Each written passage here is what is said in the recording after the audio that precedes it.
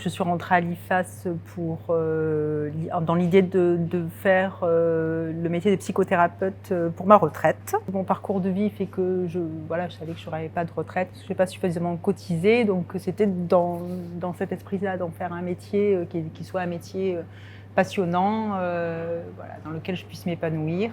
Et puis finalement, à partir du moment où j'ai passé mon diplôme, je me suis installée plus rapidement parce que c'était devenu une évidence de ne pas attendre. Et voilà, donc je ne suis pas du tout en âge de le faire à la retraite, mais je le commence maintenant. J'ai eu envie de faire ce métier pour évoluer, pour être vraiment dans une relation plus profonde encore, dans un accompagnement plus profond. C'est un métier qui a toujours résonné en moi.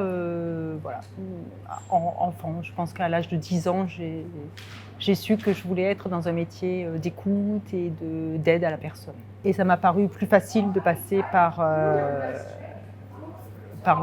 l'école de l'IFAS que par la fac de psycho, qui était pour moi quelque chose de lourd, d'inimaginable. Et d'un coup, c'est devenu possible. Voilà. Ce qui a résonné en moi, c'est le côté humaniste, le côté verre à moitié plein et pas à moitié vide, le positiver. Voilà, ça c'est vraiment des valeurs que je transmets déjà dans mon quotidien. Le fait d'être touché par l'autre est majeur et principal dans la relation thérapeutique.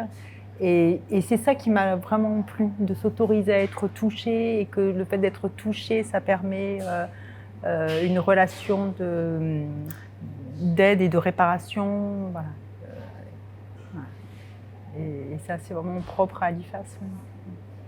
J'ai beaucoup moins de peur par rapport à avant. C'est-à-dire qu'avant, avant, j'avais des peurs que je ne voyais pas. Je ne soupçonnais même pas que j'avais des peurs. Je me rends compte à quel point de lâcher la branche à laquelle on est accroché en croyant que c'est vraiment la seule et unique branche et que si on la lâche, on va tomber. Pas du tout. Si on la lâche, on va voler en fait.